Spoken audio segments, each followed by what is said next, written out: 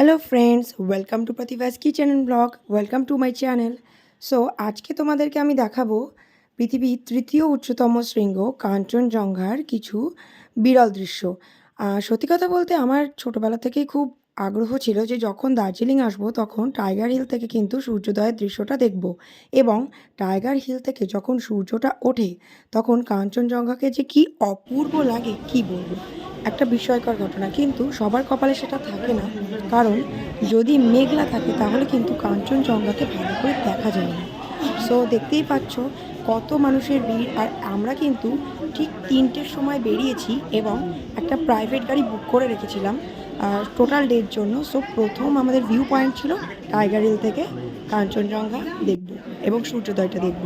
So দেখতেই পাচ্ছ আজকে অ্যাজ ইউজুয়াল মোটামুটি এখন বাজে ৫টা মতো। আর সকাল হয়ে গেছে কিন্তু প্রচণ্ড মেঘলা থাকার কারণে সেইভাবে কিন্তু কিছুই দেখা যাচ্ছে না।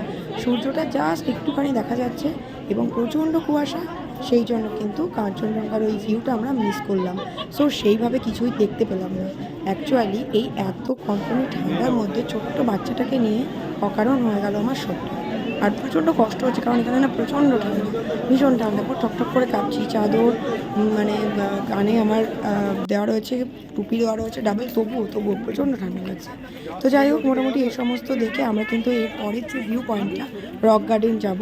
সো তার আগে ওখানে একটুখানি চা খেয়ে নিলাম। আর তার সাথে একটু যেটা করছি সেটা হচ্ছে একটুখানি দেখাচ্ছি তোমাদেরকে যে মোটামুটি 5:30টার সময়কার ভিউটা ঠিক কেমন। আর দেখতেই পাচ্ছ লোকজন কিন্তু জমজমাট এখানে।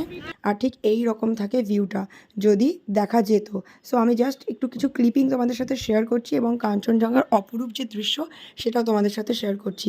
ভিডিওটা শেষ পর্যন্ত দেখার জন্য অসংখ্য ধন্যবাদ। ভালো থেকো, সুস্থ থেকো, টাটা।